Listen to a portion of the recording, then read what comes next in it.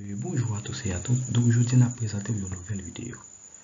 Nouvelle vidéo ça, donc c'est une vidéo qui est extrêmement importante, surtout pour les élèves et professeurs. Donc pour qui ça nous dit ça? Donc c'est parce que on a marqué modèle bac. Pour qui ça nous dit ça? C'est parce qu'il y a longtemps de cela que nous avons choisi moyen ça que nous voulons et partie physique nucléaire là, ça fait longtemps que pas proposé comme problème sur 40 points. D'accord, donc on a deux problèmes surtout mécanique et alternatif ou bien électromagnétisme. Donc on va très souvent, d'accord, on va très souvent et je dis là choisi une là-dedans. Mais par contre, ça fait longtemps que pas moi partie physique nucléaire là. Mais je dis à nous dit que nous pas jamais compte que vous parlez moyen partie physique nucléaire là. Étant donné que partie physique nucléaire là fait partie du programme du ministère de l'Éducation nationale. Mais pour cela, qu'est-ce qu'on doit faire? Il faut préparer davantage. D'accord? Donc, ça fait demander chaque professeur ou bien élève qui a sur vidéo ça. Donc, il a partagé avec élèves et professeurs pareils qui dans classe d'examen NS4. D'accord? Donc, partagez vidéo. Donc, pas un bel pour nous partager. Donc, nous, les problèmes, c'est un problème pratique. Pour qui ça, c'est parce que, comme nous avons des professeurs qui se séminaire avec nous, surtout en physique nucléaire, qui ça nous dit, donc nous avons suffisamment de théorie. Donc si un professeur qui se séminaire avec nous regarde des vidéos ça, donc la problème ça, c'est un problème pratique que pour lui. Et vous voyez, donc n'oubliez pas, c'est notre 4e vidéo pour l'année académique 2023-2024. Est-ce que vous êtes d'accord? Donc nous allons passer dans la phase correction du problème. Le problème, non? Donc là, il faut lecture rapide pour. On étudie, n'est-ce pas ça, la désintégration radioactive du nucléide, n'est-ce pas ça, 238-92. Donc ça, c'est l'uranium. L'uranium 238 subit plusieurs désintégrations successives. C'est-à-dire, il subit plusieurs désintégrations l'une après l'autre. Ça, c'est l'uranium. Maintenant, la première désintégration que l'uranium subit, donc c'est une désintégration de type alpha. Donc ça veut dire pour nous. Donc ça veut dire que est-ce qu'il subit 4 désintégrations d'hélium, mais de type alpha, d'accord? Est-ce qu'elle subit, n'est-ce pas ça, 5 désintégrations? Est-ce qu'elle subit 6 désintégrations de type alpha? Donc nous ne pas connaître. Donc c'est ça que nous allons essayer de déterminer là. C'est-à-dire X jusqu'à présent sont inconnus pour nous. Maintenant, X désintégrations de type alpha, n'oubliez pas, alpha en tant que radioactivité, en tant que particule, donc il est toujours émet ça que nous appelons hélium. Donc il est toujours émettre hélium. D'accord? Donc lorsque nous dit X d'intégration de type alpha, c'est-à-dire dans l'équation que nous allons écrire X hélium. D'accord? Et Y désintégration de type bêta moins. Y désintégration de type bêta moins. Donc n'oubliez pas bêta moins, donc qui ça les met, même il émet ça que nous appelons électron. C'est-à-dire, nous allons prendre Y, n'est-ce pas ça, d'électrons. Et après, n'est-ce pas ça, toute désintégration ça il y a, n'est-ce pas ça, un noyau fixe qui apparaît que nous appelons radium. Donc c'est radium 226 et 88. Donc ici, l'uranium, c'est l'uranium 238, donc ça c'est le noyau pair. D'accord? Donc après des désintégrations d'alpha et bêta moins, nous venons gagner, n'est-ce pas ça, un noyau fixe que nous appelons, n'est-ce pas ça, radium 226 88. Aussi simple que ça. Donc la première question c'est que ça est 1A, c'est déterminer les valeurs de X et Y. 2. Donc la première désintégration de l'uranium est de type alpha et conduit au noyau de thorium qui est comme symbole TH. 2A, écrit l'équation de désintégration, donc ça est la partie 2A que nous avons là. Et puis 2B, calculer l'énergie libérée en mégaélectrovolts. Est-ce que vous voyez? Après ça, pour nous faire une conclusion.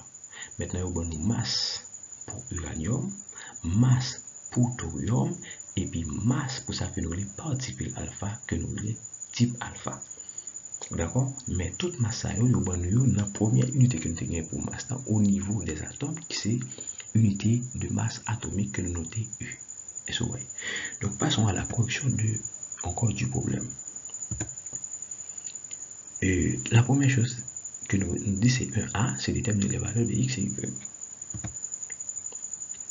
Ok, Maintenant, nous avons l'espace à l'uranium 238 qui subit. Donc, c'est l'uranium qui subit toute désintégration. Ça, yo. Donc, étant donné que c'est l'uranium qui subit tout ça, donc nous voulons noyau pair. Est-ce que vous voyez? Maintenant, il subit qui ça? Première désintégration, il subit, c'est X désintégration de type alpha, c'est-à-dire X hélium. Parce que la particule alpha émet ça que nous voulons hélium. Et ça. Ou d'accord? Aussi simple que ça. Maintenant, et X désintégration de type bêta moins. Mais n'oubliez pas bêta moins qui ça l'émet ça fait nous l'électron. Et puis ça fait nous dit X fois électron. Donc parfois on voit l'équation tout écrit, mais qu'on y a tout même parfois c'est nos problèmes faut qu'à traduire. Après ça nous venons le noyau fils qui vient transformer n'est-ce pas ça en ça que nous relais radium. Est-ce que vous voyez? Mais n'oubliez pas au cours n'est-ce pas ça de la désintégration, donc le noyau pair c'est un noyau instable que lié. D'accord, mais au cours de la désintégration, il vient nous un noyau fils que nous dit nous avons considéré qui est plus stable. D'accord, donc après avoir n'est-ce pas après que le noyau pair subit n'est-ce pas des désintégrations, ou d'accord, donc la vient nous un noyau qui est plus stable. Donc c'est ça même. D'accord. Maintenant, pour trouver n'est-ce pas ça, les valeurs de X et Y, donc il faut utiliser ça, les lois de Frederick-Soddy que nous utilisons très souvent n'est-ce pas ça, en physique nucléaire. Donc surtout, donc ils permettent que nous considérions qu'il y a la conservation du nombre de charges et la conservation du nombre de masse. Donc étant donné que X et Y sont des inconnus, par la loi n'est-ce pas ça, de Frederick, encore par les lois de Frederick-Soddy, nous pouvons déterminer n'est-ce pas ça, ces inconnus. Donc, la première loi, c'est quoi? C'est la conservation du nombre de masse. Nombre de masse, donc c'est valeur quand l'air 238 égale 226 plus, ouais, regardez bien, x, étant donné que c'est nombre de masse, on dit c'est x fois 4, la vie by 4x, plus y fois 0, la by 0, et ça fait un by avec ça lui-même. Est-ce que d'accord? Donc, après, je vais transposer ça. La bonne valeur, après ça, m'a divisé, ma valeur divisé par 4, la bonne valeur x là. Donc ça c'est valeur x là.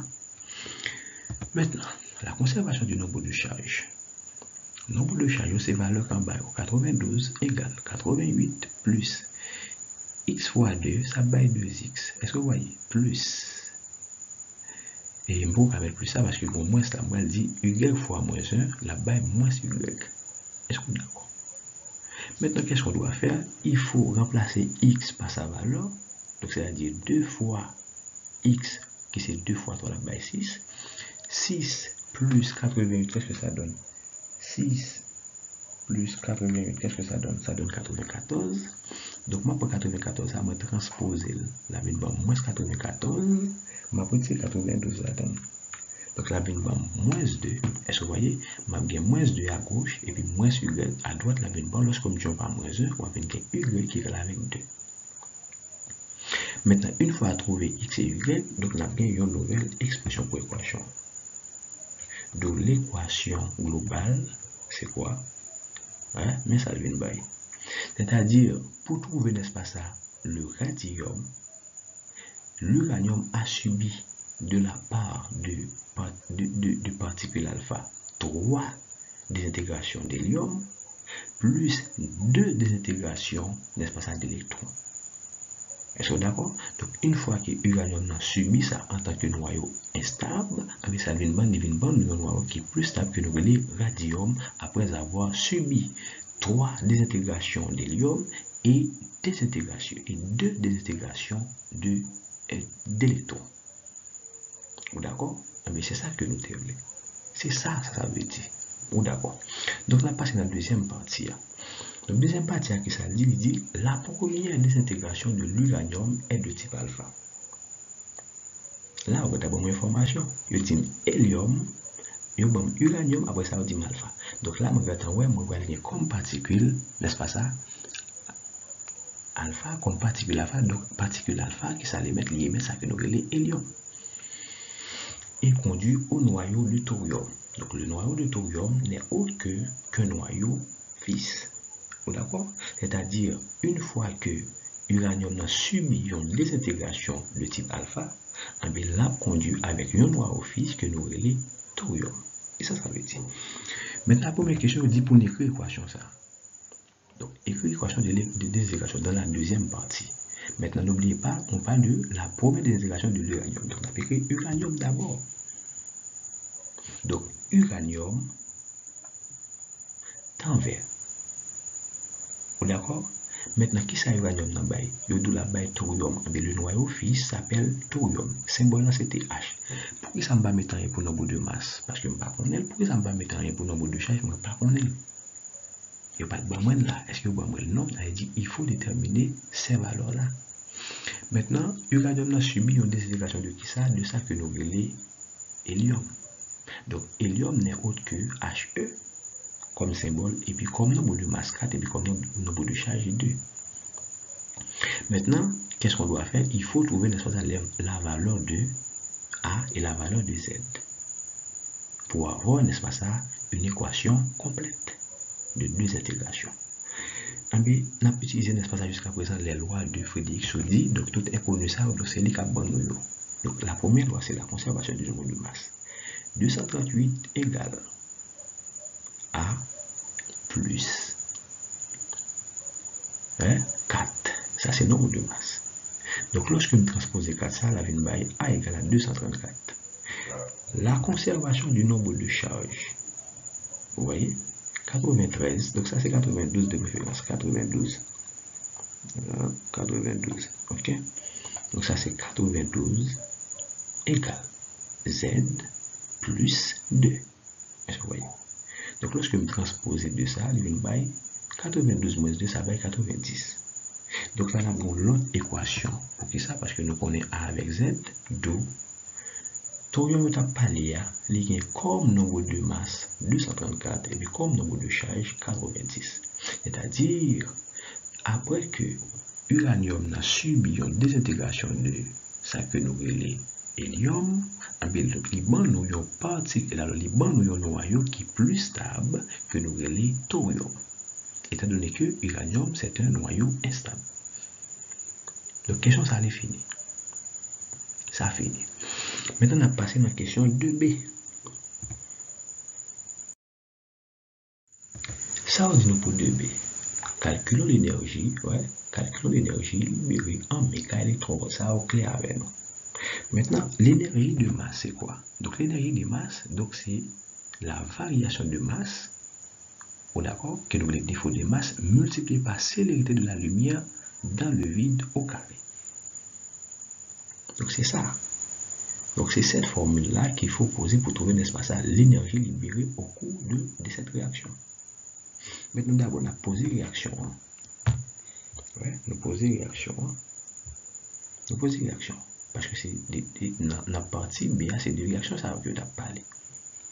Est-ce que d'accord?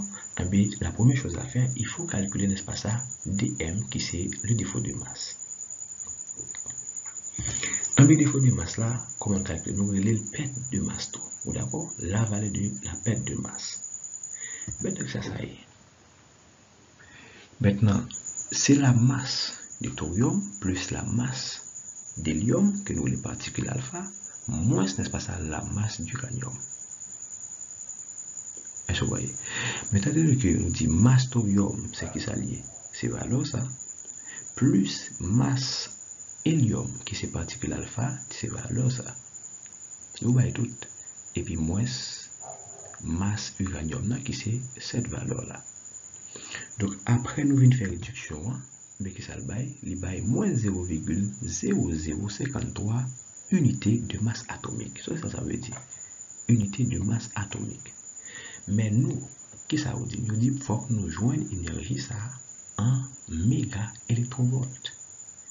Maintenant, n'oubliez pas, il existe une relation entre unité de masse atomique et mégaélectronvolts par la célérité au carré. Donc, ça, c'est la première unité que nous gagnons, n'est-ce pas ça, pour masse là. Donc, ça, c'est la première unité que nous gagnons. Mais on dit que, donc, nous avons l'autre unité capable d'utiliser pour masse là encore au niveau des atomes, qui c'est mégaélectronvolts par célérité au carré. Et bien, ça, en fait, nous pourrons le mettre, étant donné que nous avons méga électronvolts, d'accord? Et bien là, les gars nous une idée. Donc, on a une énergie maintenant. Mais ça m'a fait me convertir défaut de masse, donc ça son masse que il va convertir défaut de masse en méga électronvolt par la célérité au carré. Pour cela, un méga électronvolt ou bien une unité de masse atomique égale avec 900,31 ou encore 931,5 méga électronvolt par célérité au carré. Voilà. Donc, je vais prendre valeur, ça va multiplier par 931,5 méga électronvolt par la célérité au carré. Eh bien, après faire multiplication, ça, nous venons une masse, encore un défaut de masse qui exprime, n'est-ce pas ça, en méga électronvolt par la célérité au carré. Mais la première chose à faire, ça me va trouver dans l'équation que nous voulons l'énergie de masse là, encore l'énergie libérée au cours de cette réaction. Donc, moi, je vais porter défaut de masse là. Dans la formule ça, une fois qu'on finit de remplacer dans la formule ça, mais ça va passer, je vais une énergie en méga électronvolt. Est-ce que vous voyez? Regardez bien. Je pose la formule là. Ouais, moi placer dm par valeur. Moi placer dm par valeur. À quoi est égal dm? Mais valeur, mais pour dm, nous tout mettre unité. Nous tout mettre unité pour que ça me faire exactement. Donc ça c'est tout ça, moi placer par valeur, qui c'est tout ça. Multiplié par célérité au carré. Regardez bien. Célérité en bas, célérité en l'air, ça va passer célérité à l'air. Alors c'est la célérité même au carré. C'est la célérité de la lumière dans le vide. Est-ce que vous voyez? Donc même l'homme de remplacer par la célérité dans la formule, ça me donne toujours exactement ça que j'ai besoin. Vous comprenez ça que je dis? Maintenant, après célérité, donc nous avons énergie qui est exprimée en méga électronvolt. Donc ça, c'est la valeur demandée pour l'énergie libérée au cours de cette réaction. C'est-à-dire au cours de cette réaction-là. C'est-à-dire lorsque l'uranium a subi une désintégration de hélium, nous avons un noyau fixe que nous appelons thorium. Voici l'énergie libérée au cours de cette réaction. Maintenant, je dis que ça nous est capable de dire de ça. Maintenant, après avoir calculé l'espace de l'énergie, ma fin conclusion. Eh bien, étant donné que l'énergie que nous gagnons sont énergie qui a une valeur qui est négative, ou encore strictement inférieure à 0, mais ça nous dit réaction ça. Eh bien, la réaction de désintégration de l'uranium 238 est exothermique. Donc la variable que nous avons dit là. D'accord? Donc on arrive à la fin de cette vidéo. Donc je vous dis à très bientôt pour la correction de notre deuxième problème. Pas oublier, avant d'aller, on a un deuxième problème. Donc ça c'est le deuxième problème pour nous traiter. Alors pour nous résoudre, excuse-moi. Donc ça c'est le deuxième problème pour nous résoudre. D'accord? Donc on arrive à la fin de cette vidéo. Je vous dis à très bientôt. Ciao, ciao. Merci de l'avoir suivi. À très bientôt.